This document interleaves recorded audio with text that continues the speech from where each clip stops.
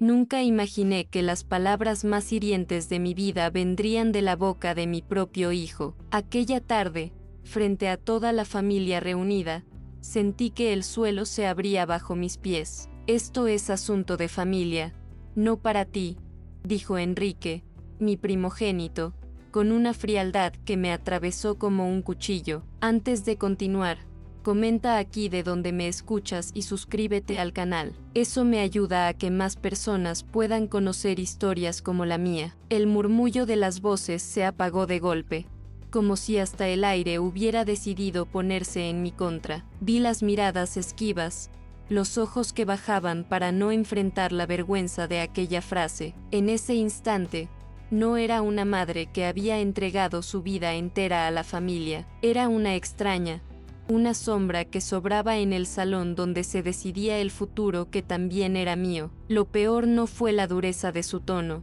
sino el eco que dejó dentro de mí. Me descubrí preguntándome, con un dolor que aún arde, en qué momento pasé de ser el centro de la casa a convertirme en alguien descartable. Llevaba el luto de Julián aún fresco en el pecho, y, sin embargo, me veía despojada también del lugar que construimos juntos. Si cierro los ojos todavía siento el olor a madera encerada de aquella sala, mezclado con el perfume rancio de los recuerdos. Todo estaba dispuesto para honrar la memoria de mi esposo, y aún así lo que se grabó en mí fue la humillación. Nadie me defendió, ni siquiera Laura, mi hija menor. Ese silencio, más que la frase de Enrique, fue lo que quebró algo profundo en mi alma. Mi vida, antes de aquel día, tenía un ritmo sereno, casi previsible. Me levantaba temprano, cuando aún el cielo de Burgos apenas clareaba y las campanas de la catedral dejaban caer su eco sobre las calles empedradas.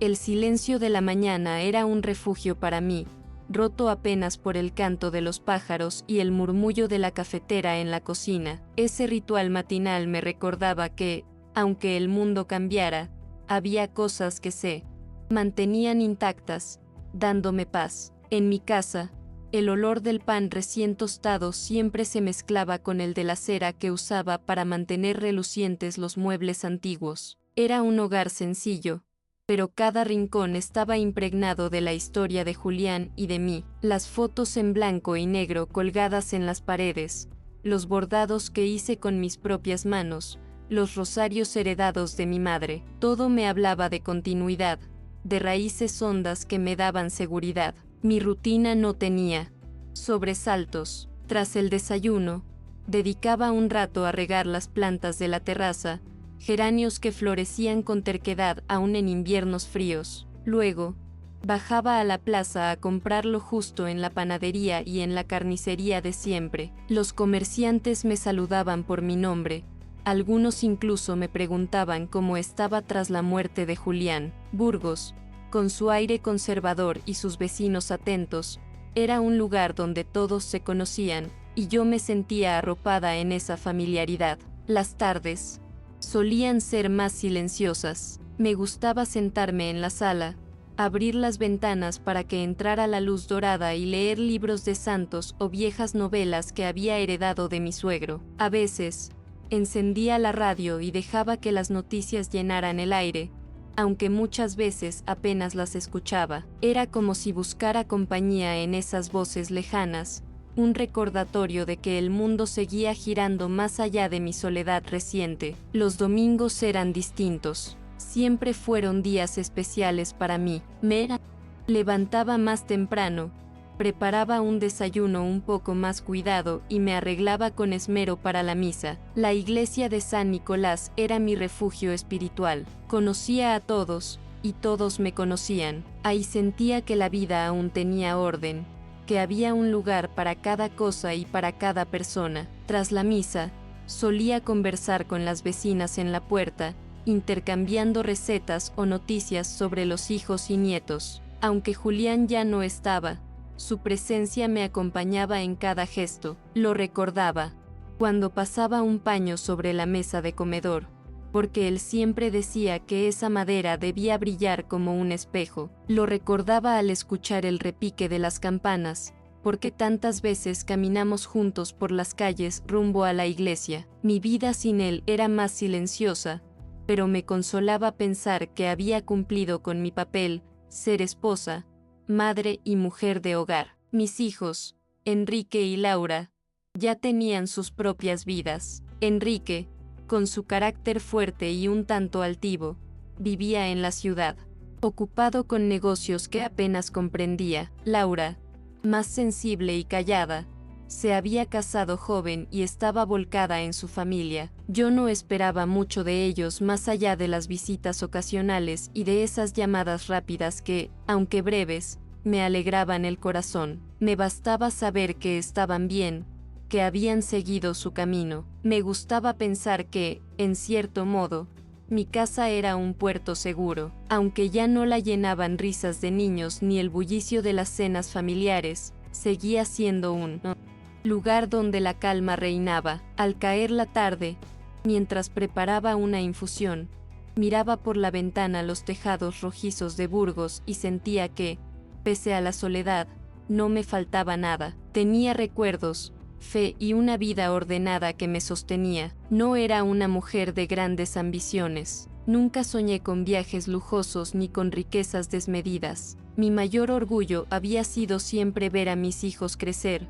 educarlos en la fe y darles un hogar estable. Cuando pensaba en la herencia que Julián dejaría, no lo hacía en términos de dinero, sino como un símbolo de unidad. Creía sinceramente que aquel legado serviría para fortalecer los lazos familiares, para que nos reuniéramos más allá de las misas o de las fiestas señaladas. La gente del barrio me respetaba, no porque yo fuera alguien importante, sino porque sabían que era trabajadora, discreta y siempre dispuesta a ayudar. A menudo, las vecinas venían a pedirme consejos sobre pequeños problemas domésticos, o simplemente a charlar un rato. Yo escuchaba, ofrecía un café y compartía lo poco que sabía. Esa red de pequeñas confianzas me hacía sentir parte de algo más grande que mi soledad. Había días en que me detenía en la Plaza Mayor solo para contemplar la vida pasar. Los niños corriendo, los ancianos sentados en los bancos, los turistas mirando con asombro la catedral. Yo, en silencio, me sentía espectadora de un mundo que seguía su curso. Esa tranquilidad, ese ritmo pausado, era mi mayor riqueza. Sentía que, aunque mi vida careciera de grandes giros, estaba llena de sentido en lo pequeño. Por las noches, la casa se llenaba de un silencio denso. Me acostumbré a escucharlo, a convivir con él. Encendía una vela frente a la imagen de la Virgen que tenía en la sala y rezaba por mis hijos, por Julián y por mí misma. En ese recogimiento encontraba la fuerza para seguir cada día. La fe era mi sostén, mi manera de aceptar la ausencia sin hundirme en la tristeza. Siempre pensé que la vida me había dado lo justo, ni más, ni menos. Un esposo bueno, 2 hijos sanos, una casa sencilla y la oportunidad de cumplir con lo que creía mi misión: cuidar, sostener y amar. Había días en que me sorprendía agradeciendo incluso las tareas más rutinarias, como fregar los platos o doblar la ropa. Cada acto cotidiano era, para mí, una forma de mantener viva la memoria de lo que construimos juntos. Con frecuencia, cuando caminaba hacia la iglesia, recordaba cómo de jóvenes Julián y yo recorríamos esas mismas calles. Él solía tomarme del brazo, con ternura, como protegiéndome de todo. Pensar en eso me llenaba de nostalgia, pero también de serenidad. Era un recordatorio de que, aunque la vida cambiara, lo vivido nadie podía arrebatármelo. Los días de mercado eran especialmente animados. Me gustaba caminar entre los puestos, sentir el bullicio, los olores intensos de las frutas y especias. Siempre encontraba a alguien conocido con quien intercambiar unas palabras. Esa vida comunitaria era, en cierto modo, una prolongación de mi familia, una red invisible que me sostenía en medio de la viudez. A veces, cuando el viento frío soplaba desde la sierra, me refugiaba en la cocina para preparar guisos lentos, como los que Julián tanto disfrutaba. El olor del cocido llenaba la casa, y por un instante podía imaginarlo sentado a la mesa, esperándome con paciencia. Eran pequeños engaños que mi corazón se permitía para sentirlo cerca. No me consideraba sola, aunque pasara muchas horas en silencio. La compañía de los recuerdos, de los objetos que habían sido testigos de mi vida, era suficiente. Había aprendido a escuchar el crujido de la madera, el repique de las campanas, el sonido lejano de las voces en la calle, como si fueran una sinfonía hecha solo para mí. De tanto en tanto, Laura me llamaba por teléfono para contarme alguna novedad de su vida. Sus palabras rápidas me llenaban de cariño, aunque a veces sentía que había una distancia invisible entre nosotras. Enrique, en cambio, se mostraba más frío, más práctico. Sus llamadas eran aún menos frecuentes, y casi siempre giraban en torno a negocios o asuntos materiales. Yo no me quejaba, aceptaba sus formas como parte de sus personalidades. En mi interior, confiaba en que la herencia de Julián sería un puente, una oportunidad para reunirnos como antes. Imaginaba a mis hijos, sentados en la misma mesa, recordando a su padre con cariño y respeto. Creía que ese momento sellaría nuestra unión, que borraría cualquier resquicio de distancia. Nunca pensé que, por el contrario, sería la chispa que encendería una herida tan profunda. Así era mi vida antes del quiebre, tranquila, ordenada y marcada por la rutina. No había sospechas, no había nubes en el horizonte. Vivía convencida de que lo más difícil ya lo había superado, que el dolor de perder a Julián era la última gran prueba que el destino me pondría. No sabía, entonces, que aún me esperaba una herida más amarga, la de sentirme rechazada por aquellos a quienes más amaba. El día de la lectura del testamento amaneció gris, con un cielo cargado que parecía presagiar lo que estaba por venir. Yo me vestí con sobriedad, eligiendo un vestido oscuro y el abrigo que Julián me había regalado en uno de nuestros aniversarios. No buscaba llamar la atención, solo honrar el momento. Caminé hacia la casa señorial con el corazón encogido, consciente de que aquel sería un día importante, pero convencida de que sería solemne y respetuoso. La sala estaba impregnada de un aire solemne, con muebles antiguos, tapices descoloridos y el olor a madera encerada que siempre asocié con Julián. Parientes lejanos se acomodaban en sillas pesadas, murmurando entre ellos en un murmullo que me recordaba al zumbido de abejas. Yo me senté en silencio, con las manos entrelazadas sobre mi regazo, esperando que la voz del notario nos guiara a través de aquellas páginas que resumían la vida entera de mi esposo. Cuando la lectura comenzó, una mezcla de tristeza y orgullo me recorrió el cuerpo. Cada palabra me hacía revivir recuerdos, como si Julián me hablara desde el más allá. Pero antes de que pudiera dejarme llevar por la emoción, Enrique interrumpió con brusquedad. Su voz se alzó sobre la del notario, seca, cortante, y en un instante toda la solemnidad se desmoronó. Esto es asunto de familia, no para ti. Sus palabras cayeron como un martillo en medio de la sala. Por un segundo pensé que había escuchado mal, que no podía ser mi propio hijo quien me decía aquello, pero lo repitió con una mirada fría, implacable, como si yo fuera una intrusa en la vida que había construido con su padre. Sentí como las miradas de los demás se clavaban en mí, unas de sorpresa, otras de aprobación silenciosa. El silencio se volvió insoportable, tan denso que apenas podía respirar. Mis manos temblaban y mi rostro ardía de vergüenza. Intenté articular alguna palabra, pero nada salió de mis labios. Fue como si la voz se me hubiera quedado atrapada en la garganta, ahogada por la humillación. Lo más desgarrador no fue solo la frase, sino el hecho de que nadie reaccionara. Laura, mi hija menor, bajó la mirada, incapaz de sostenerla en la mía. Los parientes callaron. El notario carraspeó incómodo, pero nadie me defendió. En ese instante comprendí que mi lugar en aquella sala se desmoronaba, que mi identidad como esposa y madre era puesta en duda ante todos. Me levanté lentamente, con las piernas pesadas como plomo. Cada paso hacia la puerta fue un calvario, acompañado de un murmullo contenido y del crujido de mis propios recuerdos. Al salir, el aire frío de la calle me golpeó con fuerza, como si el mundo entero quisiera recordarme que ya no pertenecía allí. Me apoyé en la pared, respirando entre sollozos que no podía contener. Ese día no solo me expulsaron de una reunión, me expulsaron de mi propia vida, de la historia que había construido con amor y sacrificio durante más de 40 años. La frase de Enrique no fue solo un rechazo, fue una sentencia que me convirtió, de un momento a otro,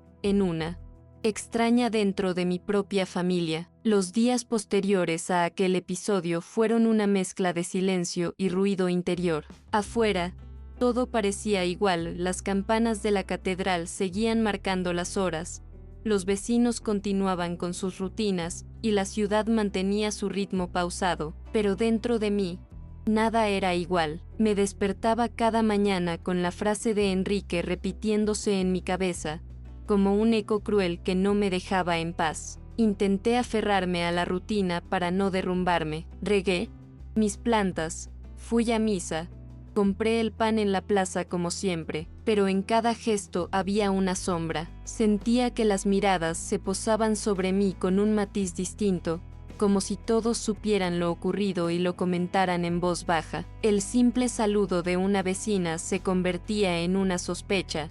¿Sabrá lo que pasó? ¿Estará juzgándome también? El dolor se intensificaba con el silencio de mis hijos. Laura no me llamaba, como si la incomodidad de aquel día hubiera puesto un muro invisible entre nosotras. Enrique, por supuesto, no dio señales. Esa ausencia de palabras pesaba más que cualquier insulto, porque el abandono, cuando viene de quienes amas, tiene un filo mucho más agudo que cualquier palabra hiriente. En la iglesia, donde siempre encontré consuelo, empecé a sentir un frío diferente. No venía de las piedras centenarias, sino de las miradas que se desviaban cuando yo entraba. Algunos comentarios apenas susurrados llegaban a mis oídos.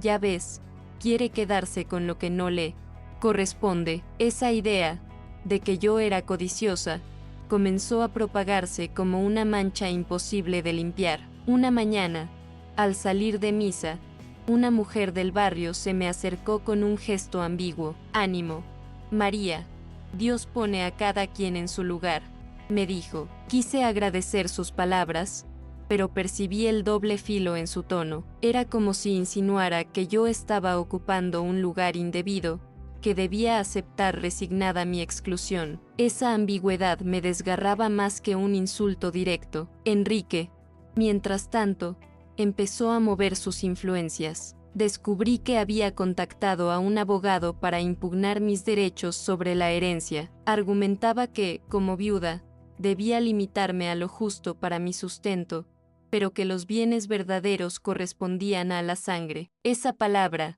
dicha con desprecio, me perseguía. ¿Acaso 40 años de matrimonio, de sacrificios y cuidados, no contaban como sangre también? Los rumores crecieron en la familia. Primos y tíos que hacía tiempo no veía, comenzaron a llamarse entre sí, y poco a poco sentí que quedaba aislada. Nadie se atrevía a hablar conmigo directamente, pero sabía lo que decían. Una viuda no debía reclamar, decían algunos. Debía retirarse en silencio, dejando que los hijos administraran todo. Era un mandato social no escrito, pero profundamente arraigado. Un día, Laura vino a visitarme. La recibí con una mezcla de esperanza y temor. Pensé que finalmente traería palabras de apoyo, un gesto de cercanía, pero su visita fue corta y fría. Apenas me miró a los ojos. «Mamá, quizás sea mejor no hacer ruido. Enrique solo quiere lo mejor para todos»,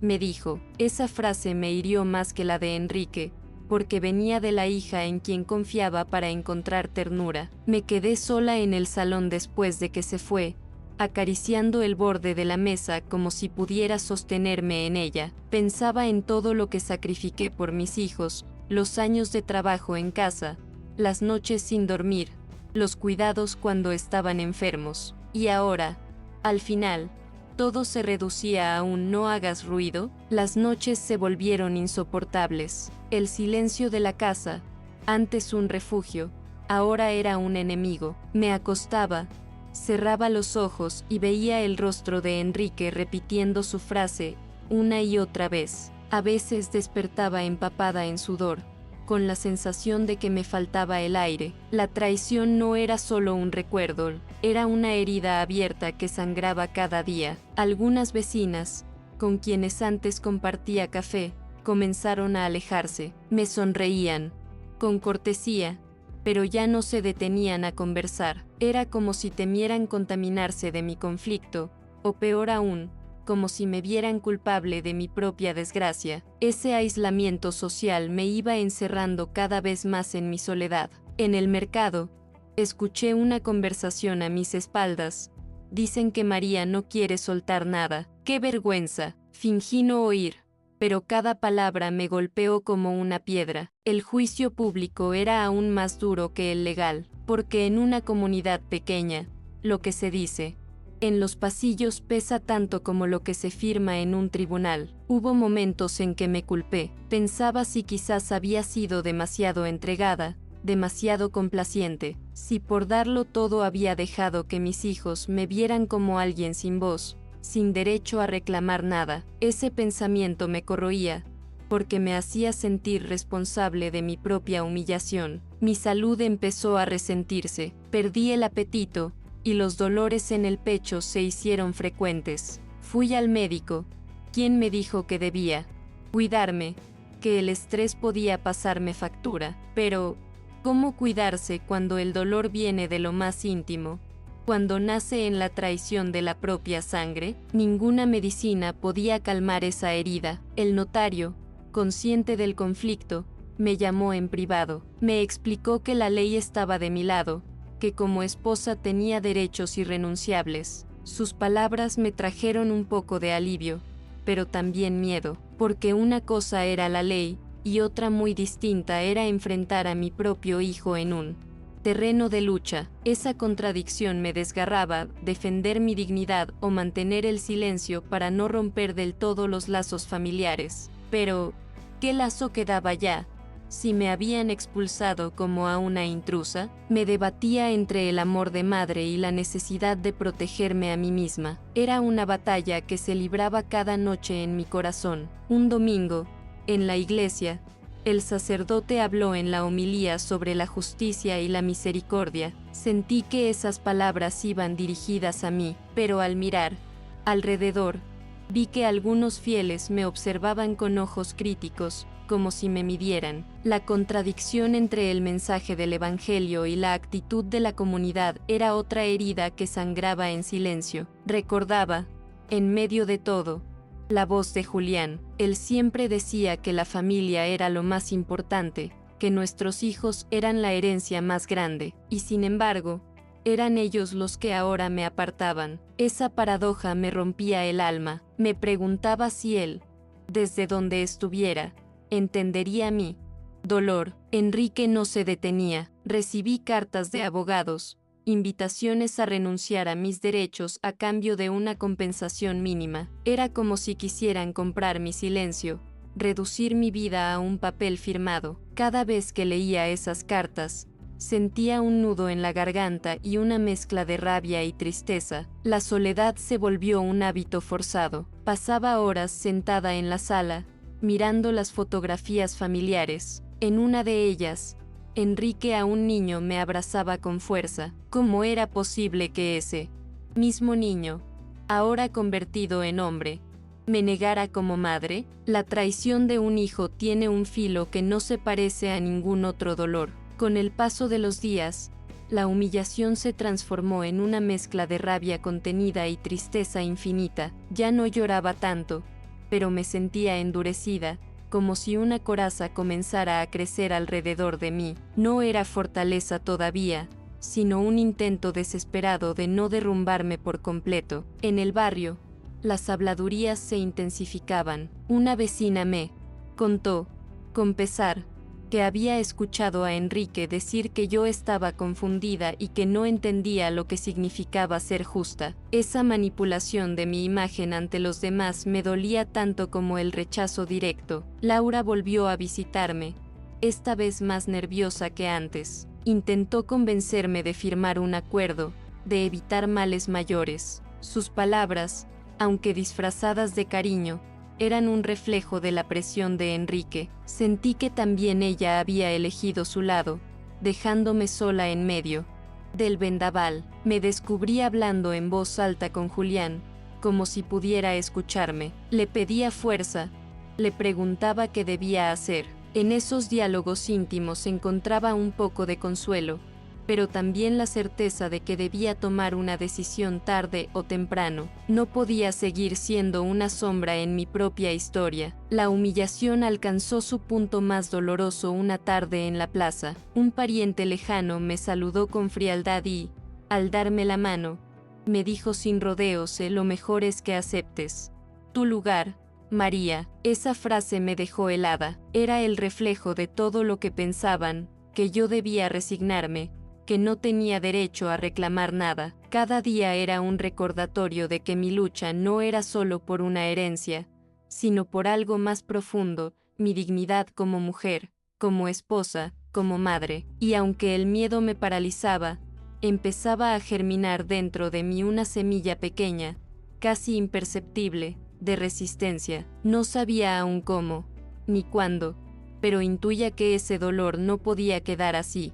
Porque aceptar en silencio aquella injusticia era también aceptar que mi vida entera había sido invisible. Y aunque me temblaban las manos, comencé a pensar que quizá había llegado el momento de romper el silencio. La decisión maduró en mí como una tormenta lenta. Durante semanas, me debatí entre el miedo y la necesidad de alzar la voz. Una madrugada, incapaz de dormir, encendí la lámpara de mi sala y extendí sobre la mesa las cartas del abogado de Enrique. Las releí una y otra vez, hasta que las lágrimas me nublaron la vista. Entonces entendí que no se trataba solo de papeles, era mi propia existencia lo que estaban intentando borrar. Con el corazón encogido, pedí cita con un abogado independiente, alguien recomendado por una vecina que todavía me mostraba apoyo. Me temblaban las piernas al entrar en aquella oficina, porque nunca había estado en un lugar así, pero al sentarme frente a ese hombre de voz tranquila,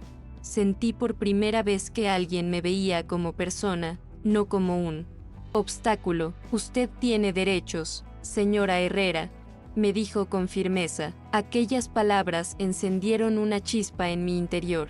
Días después, recibí la notificación de que debía acudir nuevamente a la notaría para discutir el caso. Esa noche apenas dormí. Me debatía entre el pánico y una sensación de dignidad que no recordaba haber sentido en mucho tiempo. Recordaba la mirada de Julián, aquella con la que me alentaba en los momentos difíciles, y me aferré a la idea de que él no me querría, callada ni humillada. El día llegó, y la ciudad parecía más fría que nunca. Caminé hasta la notaría con pasos firmes, aunque por dentro me consumía el temblor. Llevaba un abrigo oscuro y un pañuelo en la cabeza, como si quisiera protegerme de todas las miradas. Al entrar, sentí como las voces se apagaban de inmediato. Enrique estaba allí, sentado con su abogado, y me miró con sorpresa, casi con desdén. No bajé la vista. Por primera vez en mucho tiempo, sostuve su mirada sin titubear. El notario me saludó con un respeto que agradecí en silencio. Cuando me ofrecieron asiento, me senté erguida, con las manos entrelazadas, dispuesta a no dejarme arrastrar por la vergüenza. La tensión en la sala era tan densa que podía cortarse con un cuchillo. Enrique rompió el silencio con una risa breve, casi burlona. «Mamá, no tienes que hacer esto», dijo en un tono que mezclaba condescendencia y amenaza. Sentí que mi corazón se aceleraba, pero encontré la fuerza para responder: «Sí,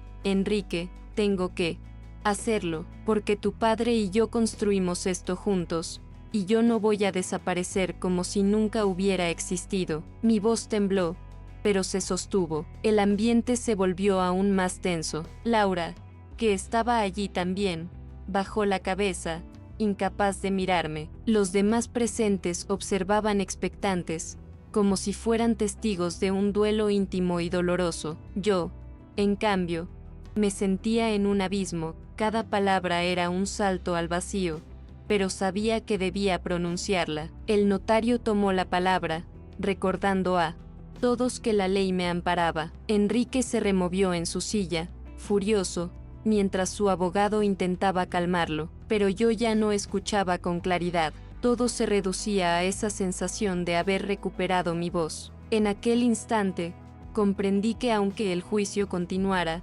aunque la familia se fracturara, yo ya había dado el paso más importante. Cuando terminó la reunión, me levanté lentamente. Mis piernas temblaban, pero mi espíritu estaba firme. Caminé hacia la puerta bajo la mirada de todos, con la sensación de que cada paso era una declaración: existo, pertenezco, no me rindo. Afuera, el aire frío me golpeó el rostro, pero esta vez no lo sentí como castigo, sino como una bocanada de vida nueva. Ese fue mi momento de ruptura, el instante en que decidí que la humillación no definiría mi historia. Podían seguir luchando contra mí, podían seguir difamando mi nombre, pero ya no me doblegaría, porque en esa sala, frente a mi propio hijo, entendí que la dignidad es lo último que se pierde, y que nadie, ni siquiera la sangre de mis venas, podía arrebatarme eso. Los días posteriores a aquella confrontación no fueron fáciles. La noticia corrió rápido por Burgos, y más de un vecino me evitó en la calle o me dedicó miradas cargadas de juicio. Sin embargo, algo en mí había cambiado, ya no caminaba con la cabeza gacha. Cada paso que daba estaba sostenido por la certeza de que había defendido mi lugar en la historia de mi familia. El proceso legal siguió su curso, lento y lleno de obstáculos. Enrique no se detuvo.